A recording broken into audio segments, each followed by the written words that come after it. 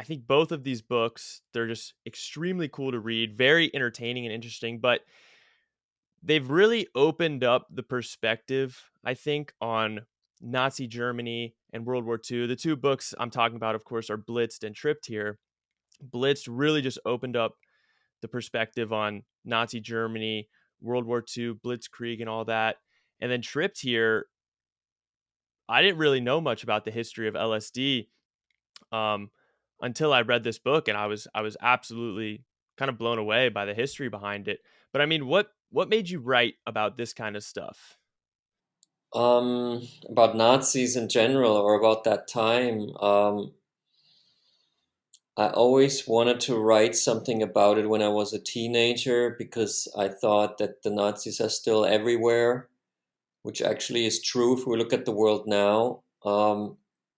Back in the day, it was a bit of an absurd mission I was on to cleanse West Germany from fascism in the 80s because it was a democratic society. But I became a writer because I wanted to work against trends that work against democracy, and I was interested in the dictatorship for many reasons, but I never really knew what to write about it. Only when my friend Alex, DJ in Berlin, told me in 2010 that the Nazis used all these drugs, which completely contradicted my understanding of the so-called Third Reich as a law and order system. Basically, I became interested from that angle and started to do research. Yeah, it's really interesting because when you think about the Nazis, you think about bureaucracy and, like you said, law and order. But when you look at it, they were using a ton of drugs. And you do make an interesting point. I think there is still kind of that ideology around today, and I appreciate you for kind of cutting against the grain and trying to dig deeper in the truth. But when exactly did the Nazis start experimenting with drugs? Because it wasn't necessarily, when they rose to power in 33, they weren't already all drugged up. When exactly did the drugs come into play? Well, when they rose in 33, they were actually anti-drug. They were the first anti-drug regime in Europe. Um, and they continue to be anti-drug officially, but in 38, methamphetamine was patented in Germany and was not an illegal drug. It was a legal drug, so it was a performance enhancer, as it was. That's how it was marketed because it was new and the dangers and health risks of meth were not clear at all. Actually, German universities thought it was. They made studies in several universities, which I talk about in Blitz. They were quite happy with with methamphetamine. Not happy, I mean, but they looked at the positive things and the positive or the effects that they found back in the late 30s were more energy, less sleep, um, more drive, bigger drive, and that was considered to be good for the performance-driven society that was capitalist, National Socialist Germany. So Pervitin, as it was labeled back then, was um, had no stigma around it. It was like Coca-Cola, but it didn't taste so good. It was just a pill, you swallowed it. Um, so the Nazis didn't really get into it. The Germans got into it, the normal population, and then a bit later in late 38 and 39, a professor working for the German army, which again is not a Nazi institution at the time, but the regular German army, the guy was responsible for performance enhancement, and he studied the reports from the universities and thought this might be good for the soldiers.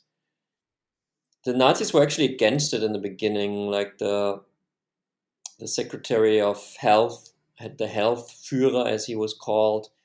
When he found out that the army was ordering methamphetamine, he said this is against our ideology. Because the Nazi ideology was that the ideology is the drug, the belief in the cause will stimulate enough. We don't need synthetic stimulants like methamphetamine. But the army was much more pragmatic about it, and they just wanted to reduce the need for sleep of their men, which is something that actually works with methamphetamine. It's not really a bedtime drug, you know.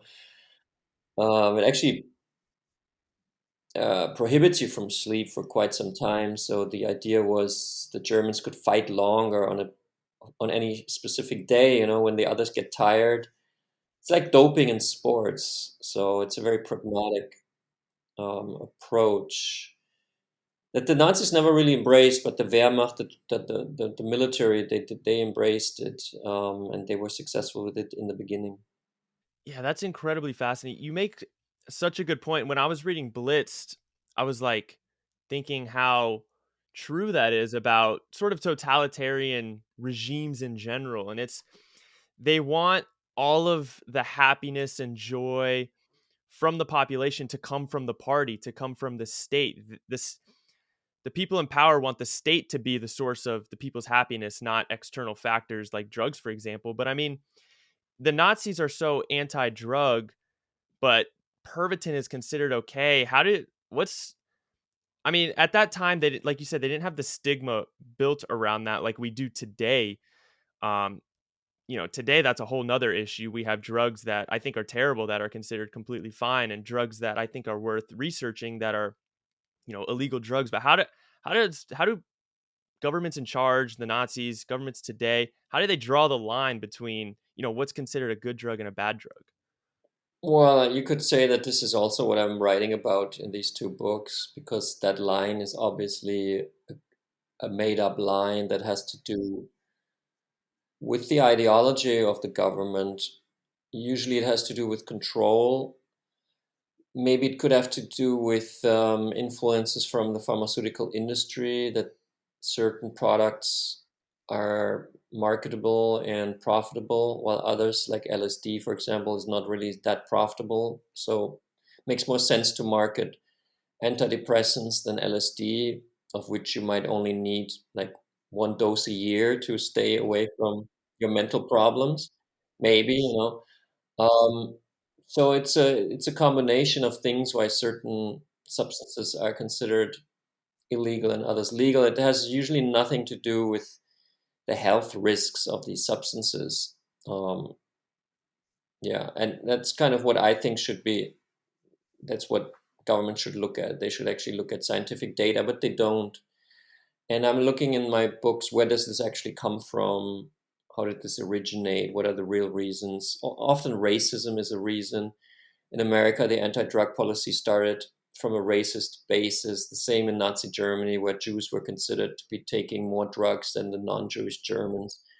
In America was the Afro-American population, and also immigrants already, Mexicans. That's why cannabis or hemp was relabeled as marijuana, this foreign sounding word, this Spanish word basically coming from Mexico. Um, yeah, it's kind of interesting actually where drug laws come from. It is. It's really interesting. And I do agree with you. I mean, it's incredibly unfortunate that sort of big pharma has their hooks into everything, and all of the interests are controlled by money as opposed to what's good for the people.